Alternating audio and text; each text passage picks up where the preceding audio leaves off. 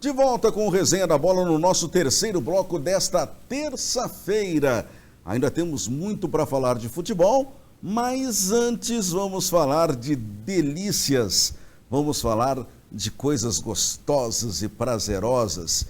E coisas gostosas, prazerosas, saborosas, a gente logicamente está falando do restaurante e pizzaria do Dadá. Vou falar em restaurante, pizzaria, coisa gostosa. Ô Marco Aurélio, por acaso alguém pagou aquela pizza para você? Ô Guina, paga eu, hein?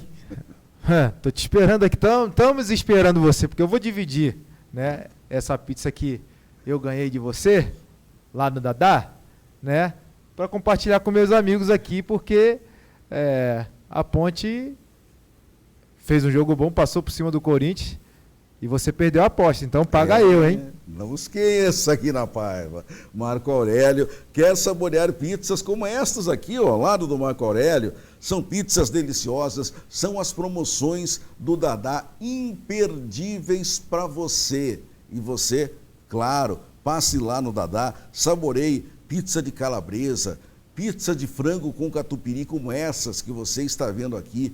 Tem pizzas a partir de R$ 25,00, de 30, de R$ 35,00. E fora essas duas que você vê aqui, que são as pizzas que estão na promoção, tem uma infinidade de sabores à sua disposição. Ah, mas você quer almoçar? Pois não, o Dadá está aberto todos os dias, a partir das 11 horas da manhã, com mais de 50 pratos quentes, com mais de 30 opções em saladas, em pratos frios, para você se deliciar. E fica aberto com self-service até às 3h30 da tarde. Depois, se você vai um pouquinho mais tarde para almoçar, tem o à la carte também, com todas as opções várias à sua disposição. As pizzas são servidas a partir das 4 da tarde, então tem opção para você a qualquer hora, sempre, repito, a partir das 11 horas da manhã. E também as melhores opções do almoço, também você recebe aí na sua casa, no conforto da sua casa. Basta você ligar para o Dadá no delivery, que é o 3242-3125, 3242-3125, é o Disque Entrega, é o delivery do Dadá à sua disposição. Ou então, vá até a Rua Padre Manuel Bernardes, 1085, no Parque Taquaral, ali bem pertinho da Lagoa. Restaurante, pizzaria do Dadá, sempre pronto para melhor lhe atender. Grande abraço ao Dadá, a toda a equipe que está sempre ligadinha conosco aqui no nosso Resenha da Bola. Campeonato Paulista, continuamos falando da rodada deste fim de semana que terminou ontem, segunda-feira. Faltou um jogo, não é? Nós não esquecemos, não. Faltou o São Paulo, tricolor, que jogou no Morumbi e só empatou, esbarrou no Novo Horizontino. Vamos conferir aí os lances desse jogo. E muita gente, meu caro Marco Aurélio, reclamou da arbitragem. Mas, tudo bem, o São Paulo começou jogando bem, até saiu perdendo a partida, é bem verdade, gol do Igor Leite. O São Paulo reclamou, até com uma certa razão, do primeiro lance da partida, de um gol anulado. Depois só deu Novo Horizontino, outra surpresa no campeonato. O Thiago Volpi teve trabalho, você vê aí em alguns lances, algumas descidas perigosas do Grêmio Novo Horizontino. A defesa do São Paulo também, a exemplo do Volpi, teve trabalho. O ataque são paulino funcionou, mas quando funcionou já tinha havido aquele lance anterior. Depois aí, neste lance, o questionamento também, a bola foi lançada para o Alexandre Pato e o assistente outra vez levantou a bandeira, marcando impedimento. Para mim, esse lance não estava impedido. Então, outro lance questionável. O São Paulo continuou botando pressão, continuou indo para cima do Novo Horizontino, mas sem efeito. Você vê aí a quantidade de jogadas criadas pelo ataque do São Paulo, que parava na defesa, que paravam na defesa do Novo Horizontino, o zagueiro tirando bola em cima da linha, né? Quando ela passava pelo goleiro, não passava pelo zagueiro. O Novo Horizontino se virou do jeito que deu na noite de ontem, lá no estádio Cícero Pompeu de Toledo, no Morumbi, quando, né, o Novo Horizontino não se safou de um jeito, se safou de outro. Nesse lance que a gente está revendo ali, a bola claramente bateu no braço do jogador do Novo Horizontino. Então são pelo menos 3 lances discutíveis só no primeiro tempo, em que a arbitragem teria prejudicado o São Paulo Futebol Clube. Quando começou aí o segundo tempo, primeira bola do São Paulo, chance desperdiçada. Segundo lance, outra chance aí onde o zagueirão botou a bola quase contra o patrimônio. Outra chance desperdiçada aí pelo Pablo, pelo atacante do São Paulo, quando o goleirão saiu. Aí outra chance, o goleiro do Novo Horizontino saiu bem do gol, com 14 minutos, e só dava São Paulo. O Novo Horizontino, a gente viu até agora, praticamente não criou absolutamente nada. Outro chute aí de fora da área, a bola com o goleirão indo certinho nela, mas explodindo no travessão, né? Um trabalho difícil aí. Aí o Novo Horizontino chegou. Primeira chance de gol, olha o nível de aproveitamento do time de Novo Horizonte.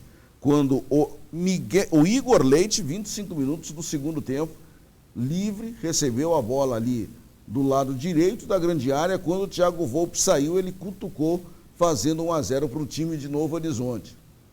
Será que é aquela máxima do quem não faz, toma?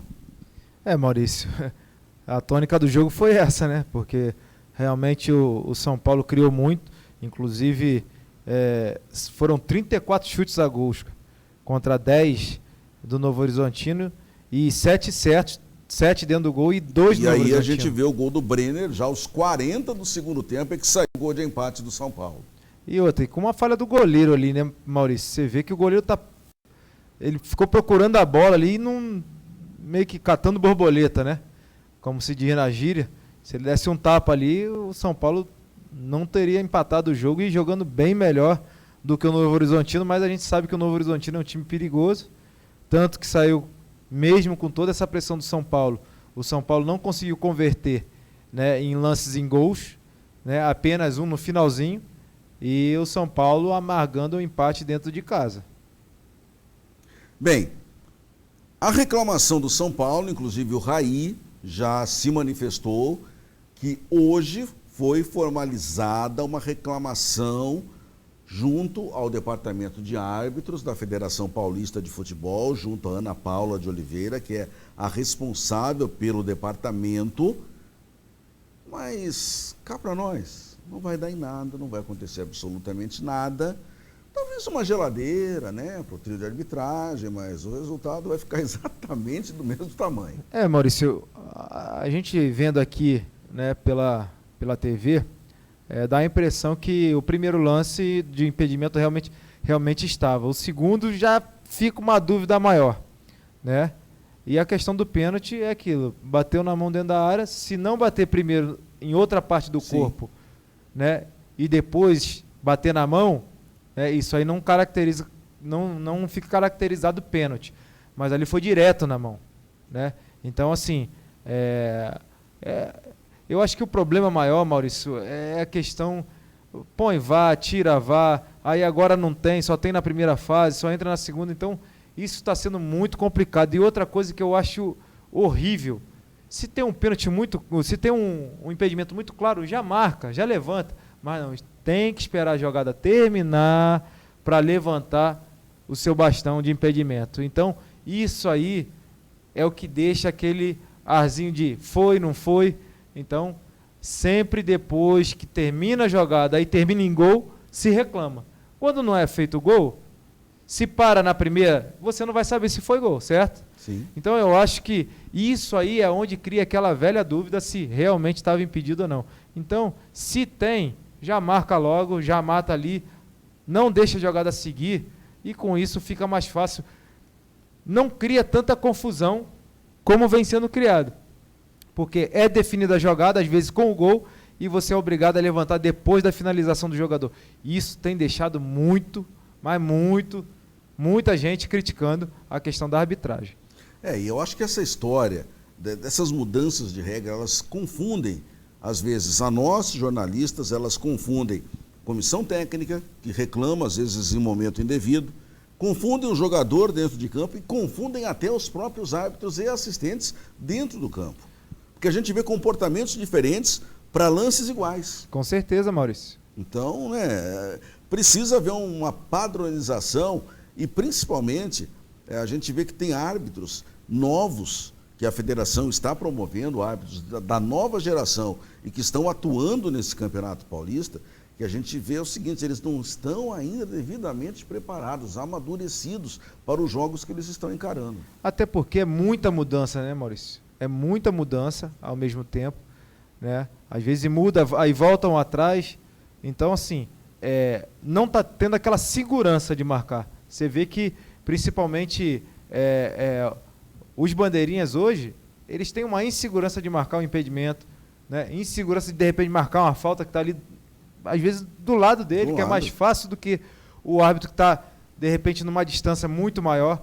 Então, assim, isso tem dificultado muito, né, a vida dos árbitros. E como você falou bem, Maurício, não só eles, jogadores, treinadores, então dificulta para todos.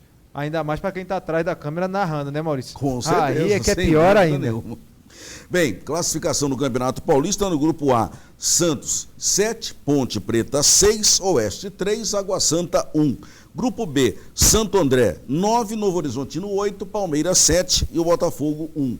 Grupo C: São Paulo 8, Internacional e Mirassol meia dúzia, Ituano 2 pontos ganhos. No grupo C, nós temos o São Paulo com 8, Internacional, Mirassol meia dúzia, Ituano com 2. E no grupo D, o Corinthians e o Guarani têm 7 pontos, Red Bull Bragantino 5 e a Ferroviária 4 pontos ganhos. A nível de curiosidade, o Santo André, mesmo não sendo mais 100%, mas continua liderando a classificação geral com 9 pontos, seguido do Novo Horizontino e do São Paulo agora com 8 pontos. Quem cairia hoje se o campeonato terminasse? Pois não, Água Santa e Botafogo, que só tem 1 ponto ganho, e ali pertinho o Ituano, que tem 3, e o Oeste de Barueri com apenas 2 pontos ganhos. A rapaziada está ali, né, brigando para se safar do sufoco, para sair desse drama. Bem, vamos dar um pulinho até o Rio de Janeiro, porque ontem o Flamengo verdadeiro, não o genérico, que vinha jogando até agora, né, o sub-20, sub-23, sub qualquer coisa, entrou em campo. Ontem não, ontem foi o time principal do Jorge Jesus, as estrelas do Flamengo em campo, e o time encarou o Resende, né, finalizando mais uma rodada do Campeonato Carioca. O time fez a sua parte. Vamos conferir aí os gols. Aí o time do Flamengo, na sua primeira jogada ofensiva em cima do Resende, e a gente vê que o Jorge Jesus conseguiu antecipar o plano inicial dele, porque o plano inicial do Jorge Jesus não era colocar o time em campo já. Mas ele disse o seguinte: Marco Aurélio, olha, eu vou colocar esse time para jogar já, porque essa rapaziada ficar treinando uma semana para só voltar a campo no próximo final de semana, vai ser um tempo que eles vão acabar perdendo.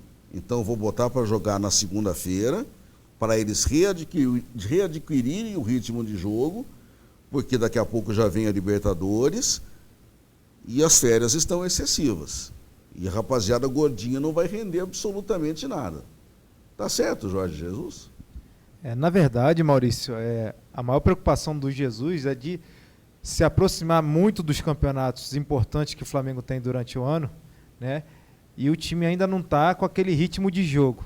Então, se você deixar muito tempo, né, sem atuar, pode ser que chegue nesses campeonatos que são mais importantes, como Libertadores, né, que se inicia aí já para esse final de mês, o Flamengo não está pronto, né? E a gente sabe que a Libertadores é um campeonato curto, né, e que de uma dificuldade muito grande.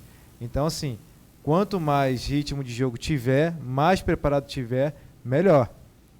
Então, eu acho que a maior preocupação do Jesus é essa. Dar um ritmo de jogo, né, suficiente do Flamengo poder fazer aquilo que há de melhor dele dentro do campeonato, principalmente da Libertadores. E a torcida certamente estava com saudade, né? Compareceu ontem no Maracanã, até em bom número, para uma segunda-feira à noite, né? E a gente pode pensar que é só no Campeonato Paulista, né, que tem esses horários estranhos, mas a TV ela está direcionando na sua grade jogos em segunda-feira à tarde, nos principais campeonatos. Então isso está acontecendo no Rio, está acontecendo em São Paulo, está acontecendo em Minas, está acontecendo no Rio Grande do Sul. A segunda-feira à noite, ela vem sendo utilizada também pelo Rio de Janeiro, pelo Rio Grande do Sul, os principais campeonatos. Então há uma adaptação da grade da televisão fechada, tá? Então é por isso que toda segunda-feira a bola está rolando aí nos principais campeonatos. O Flamengo ele tem essa briga ainda com a televisão, né? Porque os jogos do Flamengo não estão sendo transmitidos pela TV fechada, mas a tabela foi direcionada dessa maneira. Então o torcedor do rubro-negro deve estar pé da vida, né? Porque nem agora com os jogadores principais ele não está podendo ver os jogos do Flamengo aí pelo Campeonato Carioca. Que coisa, hein? O pessoal está querendo mais grana da TV.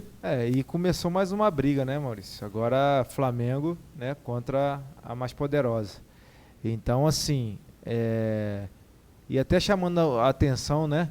Terminou seu Bruno Henrique e o Gabigol, né, final do ano passado, sendo os protagonistas e começaram, né, como os dois que definiram a partida aí. Exatamente. Né? E o Flamengo vai numa caminhada de que realmente esse ano pode voltar a ser aquele Flamengo do ano passado, né, Maurício?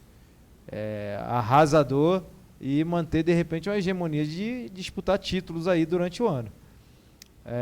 Mas essa questão de horário, Maurício, é muito complicado, principalmente para os jogadores, né, Maurício?